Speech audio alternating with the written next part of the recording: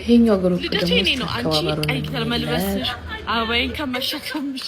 አይ ለምንድን ነው ቆይ የእግዚአብሔር ሰው ፒስ ላይ ነሽ ልደቱ የኔ አይደለ የምታጠቁት እናንተ አንቺ ተቆረሽ ምን ያብልማለሻል ምን አልከኝ ማቄን ቀደህም ባይና በስኩ ቤቴና ደረስክልኝ ለምስጋና በቃው